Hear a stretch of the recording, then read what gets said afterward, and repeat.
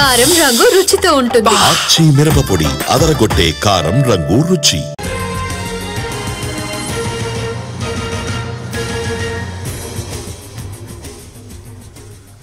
విజయవాడ కొత్త రాజరాజేశ్వరిపేటలో డయేరియా కేసులు పెరుగుతున్నాయి. బాధితుల సంఖ్య 300 దాటింది. ప్రస్తుతం 145 మంది చికిత్స పొందుతున్నారు. నిన్న రాత్రి మరో 20 మంది అడ్మిట్ అయ్యారు. డయేరియా సోకిన వ్యాధిగ్రస్తులు సీరియస్ గా ఉన్న వారిని ప్రభుత్వ ఆసుపత్రికి తరలిస్తున్నారు.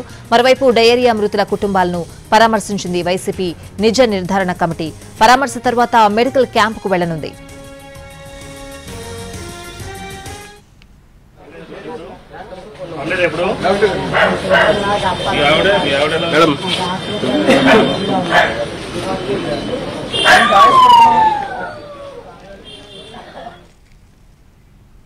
విజయవాడ కొత్త రాజరాజేశ్వరిపేటలో డయేరియా కేసులు పెరుగుతున్నాయి. బాధితుల సంఖ్య 300 దాటిన పరిస్థితులైతే కనిపిస్తున్నాయి. ప్రస్తుతం 145 మంది చికిత్స పొందుతున్నారు. ఇదే అంశానికి సంబంధించిన పూర్తి అప్డేట్స్ అడిగి తెలుసుకుందాం.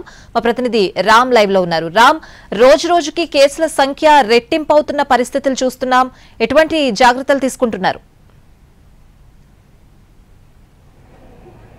రోజు రోజుకి అయితే కేసులు విపరీతంగా పెరుగుతున్నాయి. అన్ని చోట్ల కూడా బ్లీచింగ్ చల్లుతున్నారు. అలాగే ఎక్కడెక్కడైతే అవసరమైందో అక్కడక్కడంతా కూడా పూర్తిగా అన్ని రకాల జాగ్రత్తలు తీసుకుంటూ, అంటే నీటికి సంబంధించి కావచ్చు, అలాగే అక్కడ ఉండేటటువంటి నిత్యావసరాలు కావచ్చు, వాటికి సంబంధించి కూడా పూర్తి జాగ్రత్తలు తీసుకుంటున్న పరిస్థితి అయితే ఉంది. మనం విజువల్స్ లో చూడొచ్చు. వాటర్స్ కోసం సంబంధించి కూడా వాటర్ బాటిల్స్ తీసుకుని కూడా వెయిట్ చేస్తున్నటువంటి పరిస్థితి అయితే ఉంది. వాళ్ళందరికీ కూడా నీటిని బాటిళ్లలో అందిస్తున్నారు. ఈ బాటిల్లో అందించిన తర్వాత వాళ్ళందరూ ఆ నీటిని వాడుకునేటటువంటి పరిస్థితి. ఇక్కడ మంచినీటి సదుపాయాన్ని ఏదైతే మున్సిపల్ వాటర్ వస్తుందో ఆ మున్సిపల్ వాటర్ ని నిలిపివేసినటువంటి పరిస్థితి అయితే ఉంది. అయితే అమ్మ చెప్పండి, రోజు ఇలాగే ఈ వాటర్ ని అందిస్తున్నారని? డైలీ అందిస్తున్నారండి.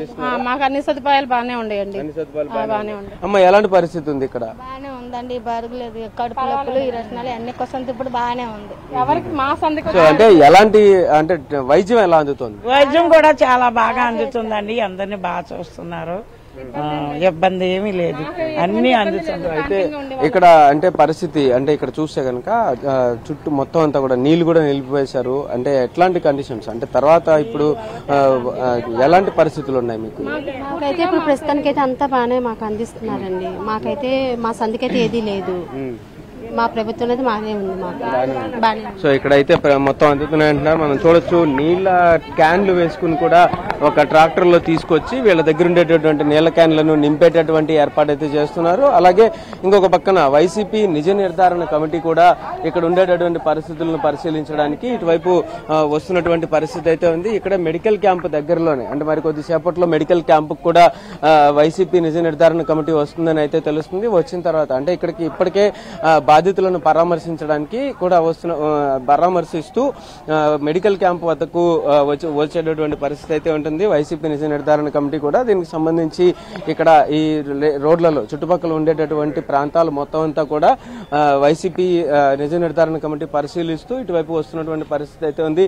మనం విజువల్స్ లో కూడా చూడొచ్చు. అక్కడ మొత్తం అంతా కూడా వైసీపీకి సంబంధించినటువంటి నాయకులందరూ కూడా ఇటువైపు పరిశీలిస్తూ, అంటే ఈ రోడ్లలో ఎటువంటి ఏర్పాట్లు ఉన్నాయి, ఎటువంటి జాగ్రత్తలు తీసుకుంటున్నారు అనేది కూడా కనుక్కుంటూ వస్తున్నటువంటి పరిస్థితి అయితే ఉంది. ఏదైనా మొత్తానికి అయితే మాత్రం ఇక్కడ కేసుల సంఖ్య పెరుగుతూ ఉన్న పరిస్థితుల్లో అన్ని రకాల జాగ్రత్తలు అయితే ఒక పక్కన తీసుకుంటున్నారు. ఇంకొక పక్కన వైద్య పరీక్షలు కూడా, వైద్య సేవలు కూడా కంటిన్యూగా అందుతున్నాయని అయితే మాత్రం స్థానికులు అయితే చెప్తున్నారు.